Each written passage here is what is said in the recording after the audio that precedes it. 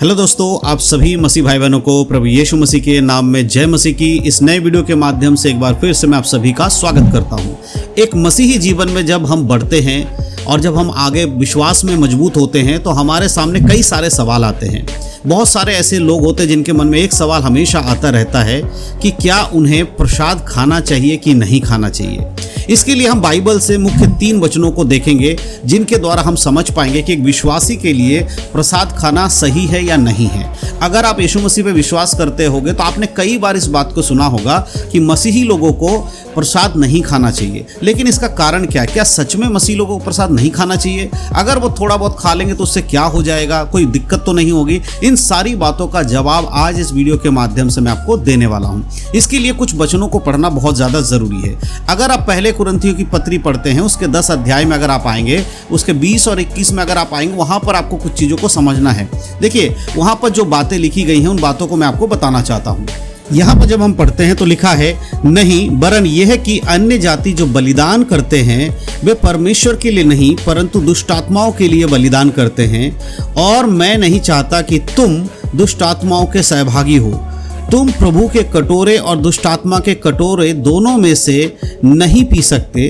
तुम प्रभु की मेज और दुष्टात्मा की मेज में से दोनों में साझी नहीं हो सकते। परमेश्वर का वचन यहाँ क्लियर है, हमें बताती है कि हमें उन चीज़ों को नहीं करना है जो अन्य जाति के लोग करते हैं। अगर हम इस वचन का अर्थ समझे तो हमें पता चलता है कि कुरिन्थ की जो शहर है, उस शहर में उस समय मूर्तियों के सामने जो चढ़ावे चढ़ाए जाते थे और उन भोजन को खाने का एक बहुत बड़ा चलन था। पौलुस इसका जो समझाने का कारण, पौलुस का ये समझाने का कारण ये है कि पौलुस यहाँ विश्वासियों को ये आत्मिक जो वफादारी है परमेश्वर के प्रति जो उनका समर्पण, उसको दिखाते हुए कह रहा था कि उनका उद्देश्य किसी का अपमान करना नहीं है, बल्कि मसीह कलीसिया को यह समझाना है कि एक विश्वासी का हृदय और उसका जीवन केवल परमेश्वर के प्रति समर्पित होना चाहिए। यानी कि कुरिन्थ के लोग जो कर रहे थे वो विश्वास भी कर रहे थे, साथ ही साथ वहाँ मूर्तियों पर चढ़ाया हुआ जो भोजन था उसको भी ग्रहण कर रहे थे। इसीलिए वहाँ पर मना किया गया कि भैया परमेश्वर के प्रति आपका समर्पण आधा अधूरा नहीं होना चाहिए, आपको पूरी रीति से परमेश्वर के प्रति अपना समर्पण दिखाना है। इसीलिए आप उन चीज़ों को मत करो जो अन्य जाति के लोग कर रहे हैं। तो आज के समय में अगर विश्वासी लोग ये कहें क्या हम मूर्ति पे चढ़ाया हुआ प्रसाद ले सकते हैं, तो बाइबल इसके बारे में क्लियर यहाँ पर कुरिन्थियों की कलीसिया में पौलुस कहता है कि ऐसा करना परमेश्वर के साथ वफादारी का पूर्णता का साबित करना नहीं, यानी परमेश्वर के संग आप वफादार हो, ये इस बात को साबित करने में दिक्कत होगा अगर आप एक मन से कहते हैं कि आप यीशु मसीह पे विश्वास करते हैं और आप बाइबल के उन आज्ञाओं को तोड़ रहे हैं जो वचन के अनुसार आपको नहीं करना चाहिए। तो इस बात को कहते हुए इस वचन में बताया गया है। और फिर अगर हम पहले कुरिन्थियों की पत्री उसके 10 अध्याय के 28 और 29 को पढ़ते तो यहाँ पर इस प्रकार लिखा है, परंतु यदि कोई तुमसे कहे ये तो मूरत को बलि की हुई वस्तु है, तो उसे उसी बताने वाले के कारण और विवेक के कारण ना खाओ। मेरा मतलब तेरा विवेक नहीं परंतु उस दूसरे का भला, मेरी स्वतंत्रता दूसरे के विचार से क्यों परखी जाए। यहाँ पर परमेश्वर का वचन क्या कहता है कि देखो, अगर तुम्हें कोई ये कहता है, अगर मान के चलो इस वचन के अनुसार अगर तुम्हें कोई ये कह रहा है कि भैया मूर्त के ऊपर चढ़ाई हुई इस चीज़ है जो तुम खा रहे हो ये प्रसाद है, तुम्हें नहीं पता था कि ये प्रसाद है, लेकिन अब किसी ने तुम्हें बता दिया है कि तुम जो खा रहे हो वो प्रसाद है, तो उस समय क्या करना है? तुम्हें तो पता है, बाइबल बताती है कि हम जो कुछ भी खाएं प्रार्थना के संग शुद्ध हो जाता है, लेकिन किसी व्यक्ति ने आपको बोला है, अब उसको तो वो तो वचन में कमजोर होगा। अगर आप उसके बताने के बाद भी आप ऐसा खा रहे हो तो उसके लिए वो ठोकर का कारण बनेगा। परंतु सावधान रहो, ऐसा ना हो कि तुम्हारी स्वतंत्रता, जैसे अगर हम उसके पहला कुरिन्थियों के 8 अध्याय उसके 9 आयत को पढ़ते तो वहां पर इस प्रकार लिखा, परंतु सावधान रहो, ऐसा ना हो कि तुम्हारी यह स्वतंत्रता कहीं निर्बलों के लिए ठोकर का कारण बन जाए। यानी कि दूसरे व्यक्ति के लिए ठोकर का कारण नहीं बनना है, और हमें इस चीज को समझना है। ठोकर का कारण बनने से वो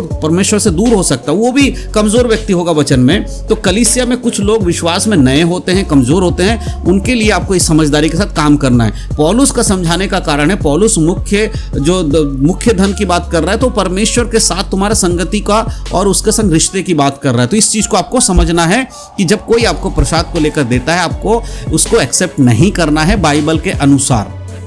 अगर हम एक और वचन पढ़ते हैं तो और अच्छे से हमें क्लियर होगा। अगर आप प्रेरितों के काम की किताब पढ़ेंगे, उसका 15 अध्याय उसके 29 आयत में इस प्रकार लिखा है कि तुम मूर्तों की बलि किए हुए से और लहू से और गले घोटे हुए मांस से और व्यभिचार से परे रहो, इससे परे रहो तो तुम्हारा भला होगा। यहाँ पर परमेश्वर का वचन कह रहा है कि तुम्हें किन किन चीज़ों से दूर रहना है। एक तो बलि की हुई वस्तु, यानी कि अगर किसी मूर्त पर चढ़ाई जा रही तो बलि की हुई वस्तु है, अगर बलि की हुई है तो भी, और अगर किसी के नाम से चढ़ाई जा रही तो भी आपको उससे दूर रहना है। और लहू से, यानी कि जीवन में जो हमारा जो शरीर है उसका जीवन किस में लहू में है, प्राण है, तो लहू से भी दूर रहने की बात करें कि बहुत सारे लोग क्या करते हैं कि भाई लहू पीते हैं, ऐसा कुछ चीज़ें होती हैं, उन सबसे दूर रहना है। ठीक है, गला घोटा हुआ, किसी भी चीज़ को खाने से पहले अगर गला घोट के किसी की हत्या की गई है, जैसे चिकन खाते हैं, मटन खाते हैं, ऐसी चीज़ों गला घोटा हुए से भी दूर रहने की बात यहाँ करते हुए पौलुस बता रहा है। और व्यभिचार, सबसे बड़ी व्यभिचार से भी दूर रहते हुए पौलुस मना करे, इन चीज़ों से तुम्हें